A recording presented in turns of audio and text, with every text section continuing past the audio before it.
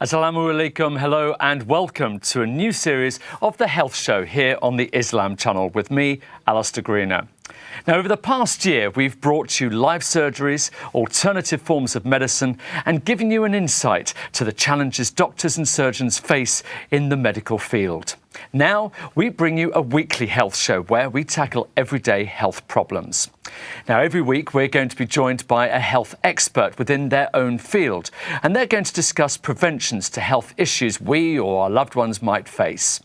Many of these issues are caused by an unhealthy lifestyle, so we're going to look at how you can change your health and lifestyle for the better. So think about it. Do you suffer from maybe depression, obesity, diabetes, arthritis, or even breast cancer? Then tune in each week, as these are just some of the topics that we're going to be covering this series as we offer an alternative viewpoint from our health expert.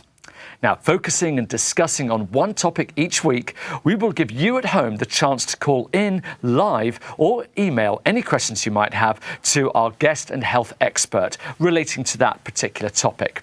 Now, the number to call will be 020 7374 6423. And you can also email us at healthshow@islamchannel.tv. Now, the details are on your screen below. But lines will be open later on in the show, so don't call quite yet. Now, we must stress that should you suffer from any form of medical problem, it's always highly recommended that you contact your local doctor or GP, as a health show gives you an alternative viewpoint to the health concern being discussed. Now, on to today's show. And today we're going to be talking about the importance of nutrition within our diet and steps we can take to achieve a healthy lifestyle. And I'd like to welcome our special guest, Jo Travers, who is a nutritionist based in London, who is also the author of the Low-Fad Diet. Welcome, Jo. Hello, thanks for having me. Great to see you. And we've got so much to talk about, and I'm looking forward to talking about that in just a short while. But first of all, we've got an interesting story in California where nutritional doctors and nurses head to supermarkets to help customers make better food choices. Shop with Your Doc is organised by a network of hospitals in the Los Angeles suburbs.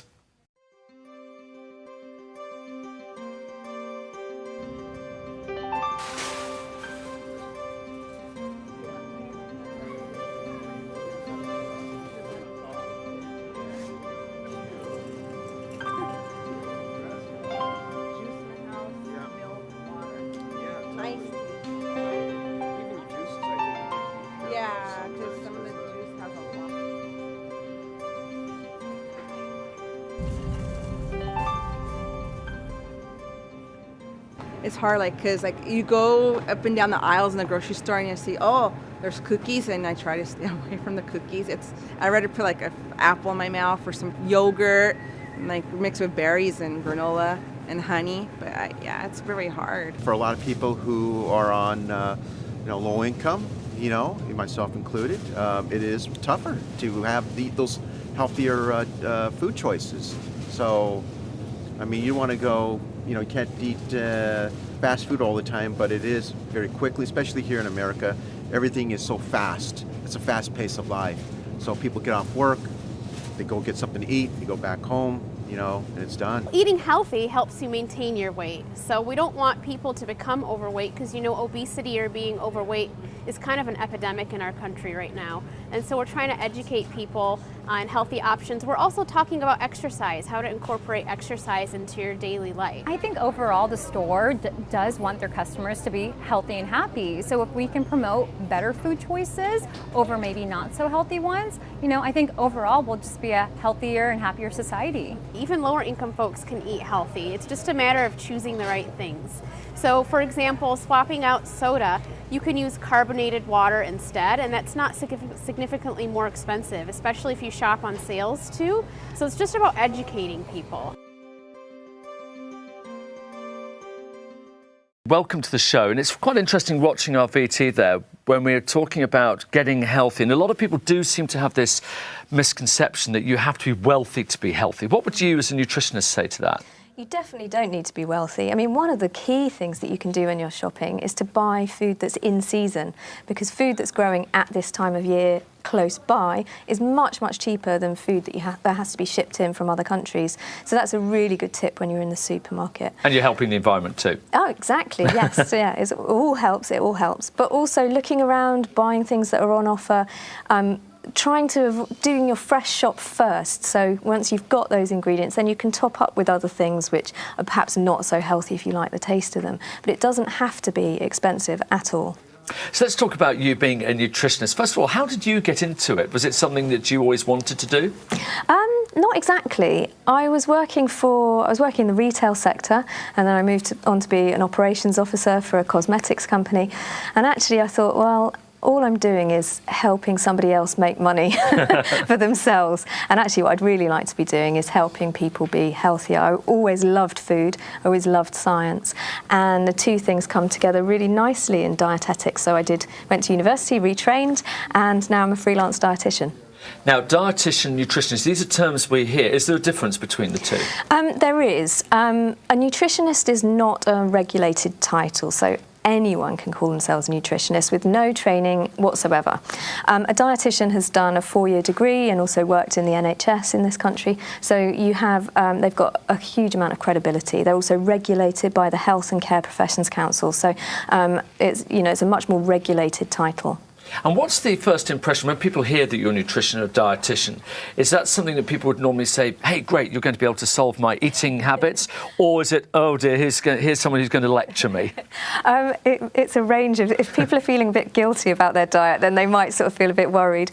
But actually, I'm a really moderate dietitian. I love, food in all of its guises. So I'm not making sure that everybody's eating the healthiest thing all the time. It's about getting the balance right and having a lot of healthy things so that your body can use, and occasionally having the odd thing that tastes delicious. Now we hear these things, don't we? Because obviously your book about fad diet, and we hear this term a lot. Different fads, and we've politicians recently have been on this 2-day fast diet and things like that. Are they all fads? Do these sort of diets ever work, or do we really need a different approach? It depends what you mean by work. So sometimes you can get very quick weight loss from a fad diet. That's how they kind of get their name, that's how they build their name. But the trouble comes when actually you stop doing that fad diet because A, it's really difficult, or B, it's really antisocial, or, for any number of reasons, it's really, really hard to follow. And then you just gain the weight back. And that's an additional problem with this, what we call yo-yo dieting. So you lose weight and then you gain it back, you lose it, and actually that's not a healthy way to do things. And of course this isn't just about losing weight, is it? Nutrition is about a whole raft of different things. Yes, so weight loss is just one aspect of good nutrition, and actually yes, we will be healthier if we are a good healthy weight. But if you think about how your body functions, every single thing your body does requires nutrients for that thing to happen. So what you eat is almost arguably the most important thing about your health. And of course that's very closely linked to exercise. What's the balance should we be looking at ideally? It's always really important to include exercise. Really, the recommendations are to do a minimum of half an hour's exercise, physical activity, at least 5 days a week. And what sort of exercise could that be? Really, it's something that something that gets you slightly out of breath. So you don't have to be, on a treadmill going 100 miles an hour. A brisk walk is fine. That all counts. And if you can do half an hour of that a day, so walking to the tube station, walking to a stop further away, that all helps. But also including some sort of strength exercising as well. So carrying your bags back from the supermarket instead of using the car. Those kind of things are all good. And then we hear often this one size fits all where, carbs are the big enemy one week, it's fat the other time, then it's sugar and so on. It's very difficult for us as just laymen to actually understand what should I be focusing on. Definitely, and it's quite an attractive idea that if you just did one thing, all your problems would be solved. But it's actually not as simple as that. And I think that's where fad diets really, get their market, because they promise these miracles, but actually it doesn't really work like that. And it is really difficult to get you know, to get an idea of what really is right. And it depends on your health perspective a lot of the times, but sometimes it feels like you need a degree in nutrition in order to fathom it. And actually that's where a dietitian comes in handy. So if you are struggling, you know, dietitians are out there, you know, feel free to make an appointment. So if someone went to a dietitian, first of all, I presume because we are all different, it's not a one size fits all. What's going to be the experience of someone when they see a dietitian, especially for somebody who may be thinking, oh dear, I'm going to be lectured at, I'm going to be doing things I don't really want to be doing, I'm going to be eating all sorts of foods which taste horrible but are good for me and so on? I mean, actually, you don't have to eat, you know, these so-called health foods at all. Actually, a healthy diet is really a varied one, a balanced diet. It doesn't have to be all about specific foods at all. And actually what a dietitian will do is help you within your lifestyle and within your capabilities find you something that is, you know, that works for you. And I presume a lot of this is all about creating different habits rather than, as you talked before, about doing the yo-yo effect. Yes, so, I mean, it takes a lifetime to build up the habits that you have now, and actually it does take a little bit of effort to change them, but once you have changed them and actually you have these really good habits, so for example, you always buy enough vegetables to keep you going for the week, rather than always running out midweek and then not having any for the end. Once you've got into the habit of doing that, then you don't even need to think about it anymore, and actually that's a really important part of the process. And I know that one of the things that you like to concentrate on as a nutritionist and dietitian is children and getting children eating healthy. And I suppose that's really the key, isn't it? Getting them started early on the right track. And actually getting excited about food as well, because food is such an integral part of our lives. We use it for, you know, obviously for fuel and nutrients, but also for bonding and creativity and enjoyment and pleasure and celebration and all sorts of things like that. So it's such a huge part of our life. Having a really good understanding of what it can do for us is an important thing. And if you can get that when they're children, actually it's just natural that they carry on when they're adults. And how much is the fact that we all recognise, we saw the VT there about people just buying the wrong foods, and we do know what the wrong foods are, or don't we? How much is down to ignorance and how much is down to laziness, do you think? I think laziness is a difficult word to use because actually it's not necessarily about that. Sometimes it can feel really unachievable because we don't know what we're supposed to be doing. We're bombarded with all these health messages and sometimes they're contradictory. So really what it takes is to just being able to see through all of those messages and have those core principles that you live by. So one of the best bit of advice I always like to give is when you have your plate, you fill half of your plate with vegetables or a mixture of fruit and veg, a quarter with carbohydrates, so rice, potatoes, pasta, that kind of thing, and a quarter of your plate with protein. If you do that, if that becomes your habit and it's a really good visual guide, actually the chances are you're having a really healthy, balanced diet. So that was a great tip. What other sort of maybe putting you on the spot here a little bit? Mm-hmm. We're not trying to solve everything in just one episode here, but if you had a few golden rules, and that being one of them, what else would you say? Okay, when you're having carbohydrates, stick to about 1 to 1.5 fist-sized portions. So if you're having rice, put your fist next to the pile on the plate. It should be about 1 to 1.5 portions. Any more than that might mean that you end up storing it as fat rather than using it as energy. A portion of protein should be about the size of the palm of your hand and the thickness. And a portion of vegetables is about a handful, and you need at least 5 handfuls a day. Now, actually, this 5 handfuls a day, we hear about this 5 a day, or is it 10 a day, or is it even 1 a day? And recently someone said, well, actually, it might not be terribly easy. But that seems to be something that most of us are getting now. If you ask people how many portions of fruit and veg you're supposed to have a day, most people say 5. And then when you ask them how many they actually have, most people say 3. So there's, it's a good, the 5 a day campaign has worked in that people now know that you're supposed to have 5, but we're still not quite there yet. So hopefully that's my mission, to try and get people to eat a little bit more. And of course, when you go to a supermarket these days, labelling seems to be an issue that we get confused by. Is there anything to make it easier for us when we get to the supermarket to know what's healthy for us and what's maybe not quite so healthy?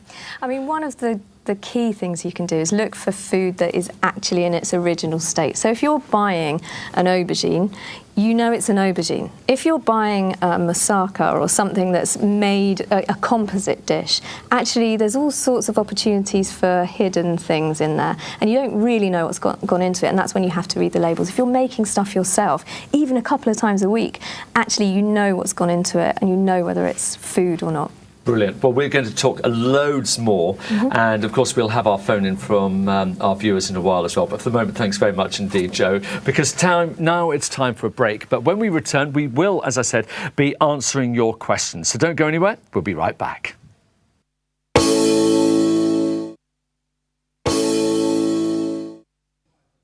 Welcome back to our new series of The Health Show, and today we're joined by our guest, nutritionist Joe Travers, who's been giving us some great insight into the importance of nutrition. And just before we open the phone lines to get your questions, let's introduce our Ask the Pharmacist segment, where our qualified pharmacist, Nadia Bukhari, will inform us of ways to get information you need from your local pharmacist.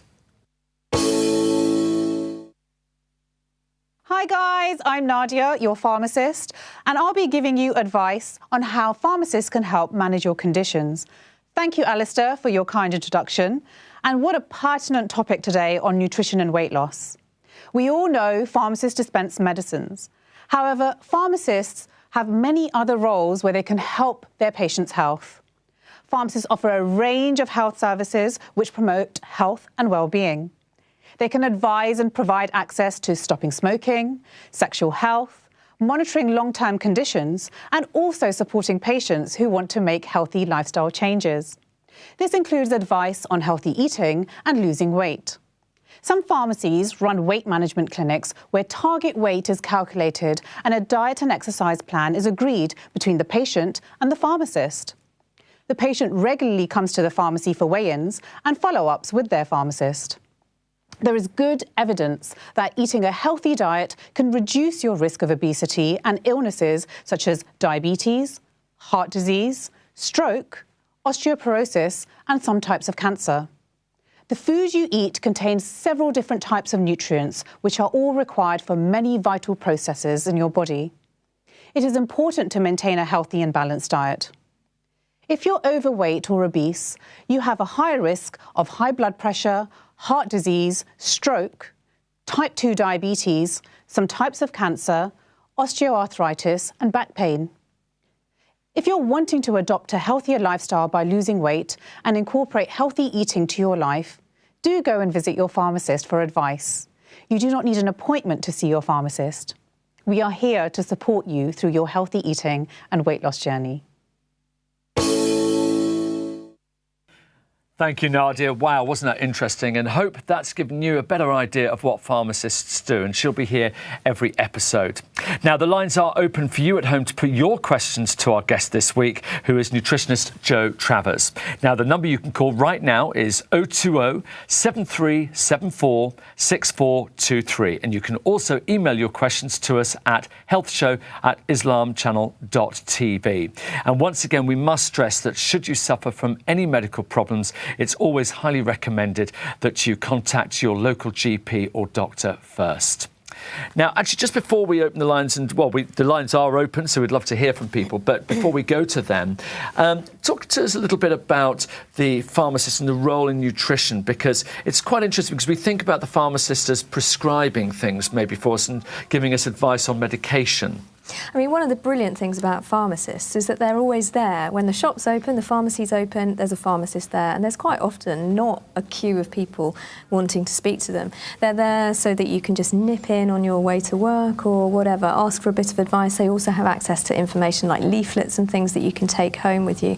But they're almost like our first line, really. They're the first line of entry into the healthcare system. So if it's difficult to get an appointment at your GP, or you've just got a quick question you want to ask, please use your pharmacist. And actually that's the key, isn't it? Because sometimes there are some very simple, quick fixes where pharmacists might be able to help you. And of course they will always tell you, I suppose, if actually, no, you probably need to see a GP about this. Yeah, exactly. So they're there to signpost you in the right direction.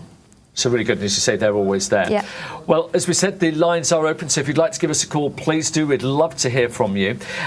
In the meantime, looking at nutrition, I know one of the things that you're passionate about is not to do this yo-yo thing, but to actually create some form of balance. And what sort of tips would you give people to develop better habits? What sort of tricks could they maybe do that will make their lives a little bit easier but put them on a slightly healthier route? One of the really easy things that you can do is when you're cooking something, anything, make enough for 2 or 3 portions and freeze it. Okay, then you've always got something that you've made in the freezer. So if you get home late from work, or you just don't have time, or you can't be bothered, you've got something there that you can just heat up. And that's a really quick and easy tip. And it's funny you say that, because that's what we do all the time. Yeah.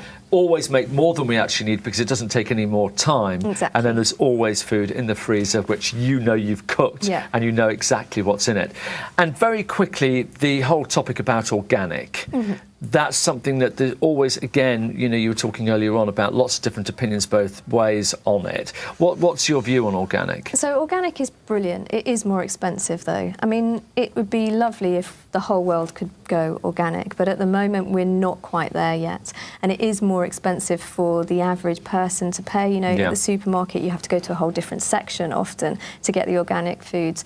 And it is seen as a premium product, which is a shame. However, there are places that you can go. So there's quite a lot of veg box places, so which is 100% organic, and they actually go straight from farmer to consumer. And actually that means they can do it an awful lot cheaper in the so you can shop around, exactly. Maybe, and get something. Yeah. Well, we actually have our first caller. So hello and welcome. You're through to Joe. What's your question, please? How do you know if you need a nutrition plan? So a nutrition plan is quite interesting. So if you're having any problems knowing what to eat, if you're unsure about anything, then a nutrition plan can be brilliant, because you can go and see a nutritionist or a dietitian. They can look at your individual circumstances, what you're doing now, and they can make some tweaks for you so that you feel confident that you're doing the right thing. And actually, on that, how specific will a nutrition plan be to an individual? In other words, how much will it vary from one person to another? Well, if it's done properly, it ought to be completely individual. So it should be completely different. Your plan will be completely different to the next person's plan, because it's taking into account, you know, your lifestyle, what time you get up in the morning, what's easy for you to achieve. Do you have 5 kids that you need to drop off at school or not? You know, how are you managing to fit in your snacks? Do you have to work a shift pattern? So there's all sorts of things that you would take into account when putting together a nutrition plan, not just the food that you're eating. So it's all about timing as well. And put our fears at rest. We're not going to get to a nutritionist or a dietitian and get told off.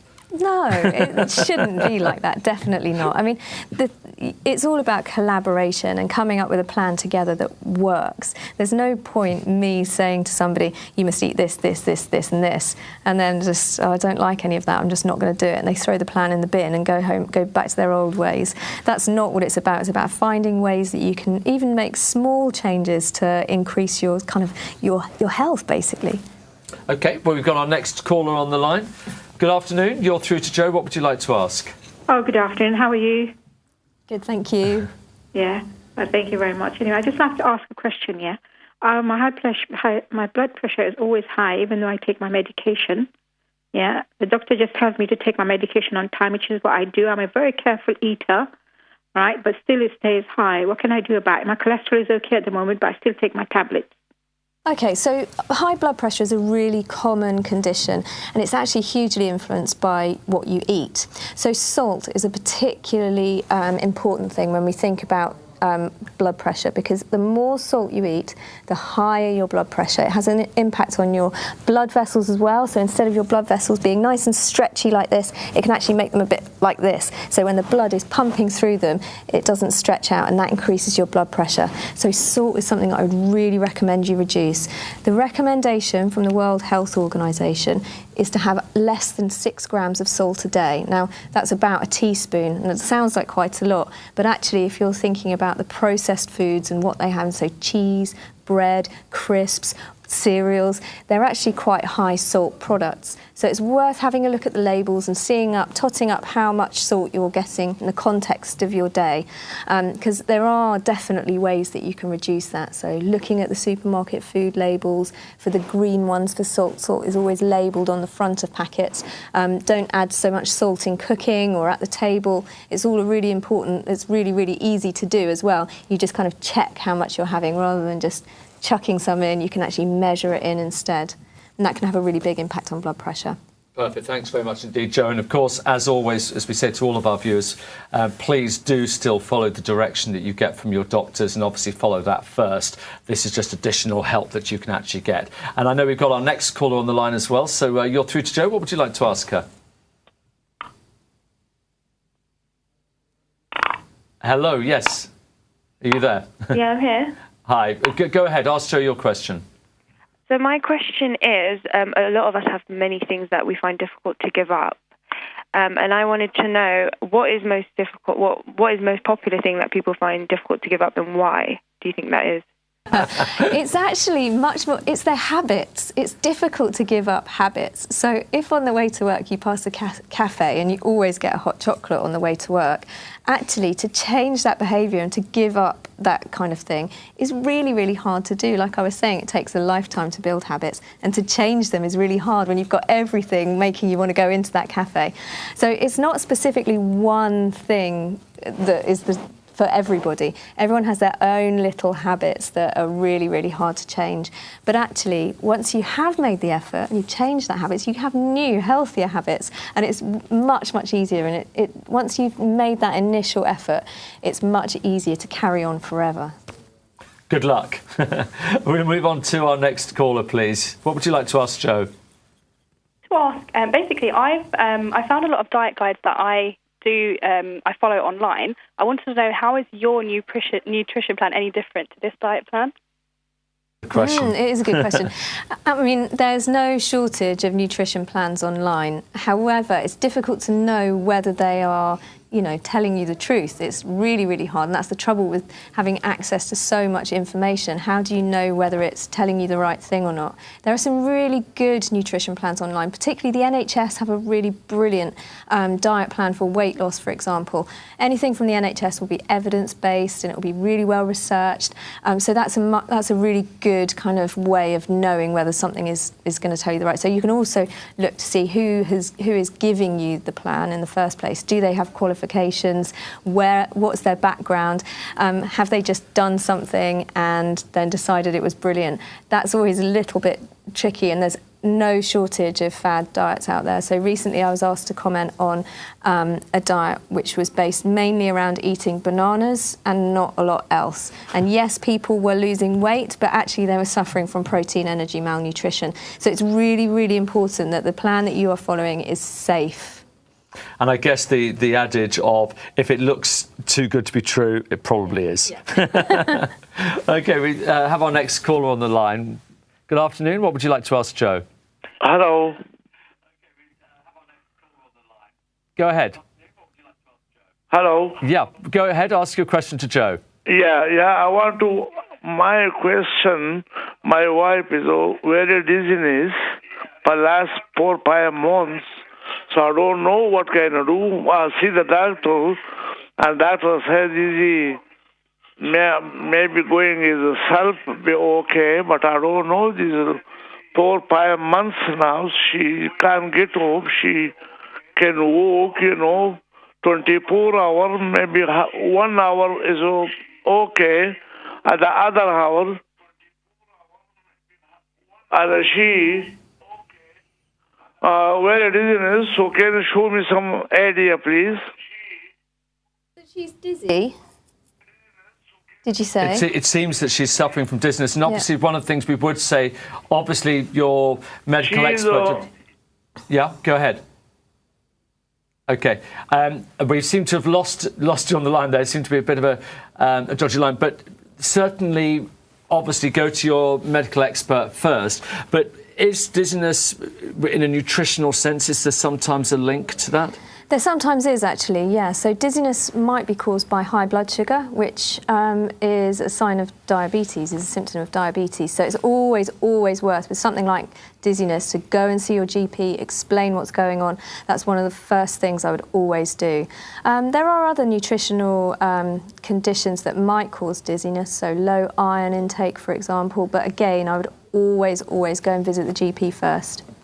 Perfect, and very, very good advice. And by the way, it's great. We've got lots of calls coming in today, which is really, really nice, especially for our first show of the season. So really good. Keep those calls coming in. If we don't get to you, then please do email us through the email address we gave you before, and we will repeat that at the end of the show as well. So if we don't manage to get to your call, then don't worry, we'll answer all of your questions with emails, and certainly anything you've got particularly for Jo, we'll certainly pass that on to her as well. And we do have another caller on the line. They're coming through thick and fast this afternoon. So good afternoon. What would you like to ask Jo? Hi, good afternoon. I'm calling because my son suffers from eczema, and one of the things that I've noticed, we've been trying to sort of eliminate certain foods to see what flares it up, and we found that actually dairy tends to be one of the things that flares up his eczema quite badly, and we've kind of tested it out and taken it out of his diet for a while, and we've noticed that his skin had gotten better. But now I've got the added worry of the fact that he's not getting enough calcium in his diet, and he's now lost quite a bit of weight. So I don't know what alternative I can use for dairy to make sure that he's compensated in the calcium intakes he needs. How old is your son?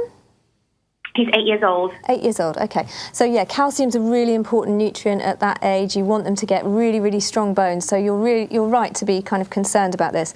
There are other sources of calcium out there, so beans, peas, chickpeas, those kind of things, dark green leafy vegetables, tinned fish with small bones in it like mackerel, those kind of things can really help. But, I mean, this is quite a common problem where an allergic response to dairy products is a kind of this eczema skin condition, and it can be really, really frustrating and really upsetting for kids to have it because it's so itchy. So sometimes an elimination diet is the best thing. It would be really worth going and either seeing a health visitor or the GP to get something specific for him, make sure he's getting enough to eat, because actually weight loss or not growing is a really serious problem. So it's really worth going and getting some medical support with your dietitian, go and see your GP or even your health visitor. It's really, really important. Other sources of calcium include things like soya milks, which are fortified, or oat milks as well. So there's replacement milks out there too. So go and have a look on your supermarket shelves. If it says it's fortified with calcium, then it will be, and that's usually at the same rate that you would get from dairy products. Brilliant, and thanks again for all of your questions, and do keep them coming in as well. We'd love to hear from you. In the meantime, I just want to come back to something that's been talked about from a couple of our callers here about diet plans. And if someone came to a nutritionist, talk me through the process of the first time you meet a dietitian or nutritionist, and then how often do you see them, how long would you need to see them for, and so on. So usually I see somebody in clinic and I ask them to start by telling me what their day looks like. So I like to get an idea of what they eat, but also how food fits into their day. So we go through what time they get up, when's the first time they eat, do they have lunch at their desk, all those kind of things. Do they go to the gym? So I've got a really good picture of what their life looks like. So they need to be honest. Honesty is really important, and you know, a dietitian, we have to be regulated, and confidentiality is one of the things that we're regulated about. So it doesn't matter if whatever you tell me, it will never leave the room. So it's a really important thing to think about, actually. But yeah, honesty is great. And then from there, what we look at is what you're trying to achieve by making changes. Do you just want to be healthy? Do you want to lose weight? Do you want to increase your muscle mass? Do you want to improve diabetes? All of those kind of things. And from the goals, we can then figure out where we're going to make tweaks. It's entirely up to the two of you in the consultation how many more sessions you have. So some people will need a lot of support, other people will just need to see you once and they'll Because go sometimes away. The support is actually a factor to actually help you, because you almost feel like you're reporting back to someone. Yeah, you're being held to account. And there's also different ways that you can do support. So it's not necessarily always going back to the clinic and doing that kind of thing. So sometimes it will just be a short email or a text message or a phone call. So there's different ways that you can give the support as well. Now, actually, we've just had an email come through, and this is from Paul in London, and he's actually asking about nutrition plans for over 50s. So this is something pretty pertinent to me, I must say. You know, do your nutritional needs and requirements change as we get older, and maybe more into middle age and then into older age? Yeah, somewhat they do. However, there's always fine-tuning you can do. But the things that are most important are the big things. Are you getting the balance right? So are you getting enough protein? Are you getting enough energy? Are you getting enough vitamins and minerals? And actually, usually it doesn't matter what age people are. There's always the big things that you have to tackle first. Once you've got all that perfect, then you can go on and think about, okay, well, how can we really optimise this nutritional intake for this particular person? So actually, there's something called the ageing controversy, where as you get older, you need less energy, but you need more nutrients. So you have to be really wise about what you eat. So you're not eating too much and gaining weight, or not eating too little and not getting the nutrients you need. So yeah, there are specific things that we would look at. We'll all have to bear that one in mind. And again, thank you for all of your calls. I'm afraid the lines are now actually closed, so we can't take any more calls today. But please do, if you haven't already, you can email us and ask your questions. And of course, anything particularly for Jo, we will pass them on. So just to wrap up very quickly, we've got about a minute left. If you could give some final pearls of wisdom to people who are thinking about, I'd like to improve my diet, I know I need to improve it. What's my initial step that I can make that will actually set me on that road? Remember that plate model. This is the best bit of advice. When you're at meal times, you fill half your plate with vegetables or a mixture of fruit and veg, a quarter with protein, so things like meat, fish, beans, those kind of things, and a quarter of your plate with carbohydrates, rice, potatoes, breads, pastas, those kind of thing. If you have too much of any of those things, it's going to affect your health. So too much carbs will make you gain weight. Too much protein might mean that you're too full to eat enough energy or enough vitamins and minerals. So that plate model really is the main thing I want everyone to take away. And actually as well, you know, we were talking actually, funny enough, before we came on air today about cooking from scratch and the fact that lots of people are quite frightened of it because maybe they haven't come from a background where they do cook a lot from fresh, or maybe they're just not in the habit of doing it. But actually that's, I presume a nutritionist again can help break that myth as well. Definitely, yeah. And actually there is millions, literally millions of different recipes. You can find them online, you can find them in books, and it starts by just getting a recipe, getting the ingredients from the supermarket, and there you go, you're ready to go. It's not hard. And some meals can be cooked incredibly quickly, can't they? And also if you want to cheat by buying ready prepared vegetables, you can do that. We live in the age of convenience, so don't feel like you have to chop hundreds of carrots. You can just go and buy a bag of ready chopped ones if you want. And again, I loved your tip about the batch cooking, which is something that we do at home. Yeah. You know, so you don't have to be slaving over the cooker all the time. Just make more than you need to. Yeah, and you don't have to be perfect. You can make small changes and it'll have a huge impact on your health. And when it comes to recipes and different things that you're actually making, I presume, again, the nutritionist will actually help you guide in terms of good cooking methods and also maybe some little cheats that you can do to make the process easier. Yeah, so dietitians know food inside out, so they know what it's good for, but they also know how to make it and how to eat it as well. So yeah. Well, Jo, it's been fascinating talking to you, and thank you so much. I'm hoping we've actually got rid of a few of the myths out there and given people a little bit of food for thought. Yes. That part had to come out at one stage or another. Well, there you have it. Some really important and helpful advice on staying healthy and maintaining a well-balanced diet. And we hope that this information has really helped you. And it's definitely given me more to think about. You know, it's always good, isn't it? Now, we should always say, please do bear in mind that all views and opinions on this show are strictly those of our guest. And should you suffer from any type of illness, it's always recommended you go and see your GP or medical consultant first. Thank you for joining us. Thank you very much indeed again, Jo, and thank you for sharing all of your questions, and thank you for all your help and advice today as well. And if you'd like to find out more about nutrition, then please do email us again at healthshow@islamchannel.tv. And join me next time when we'll be speaking to a top cardiology surgeon about all matters that concern the heart. For now, it's goodbye from me, and thank you for watching. Assalamu alaikum. Goodbye.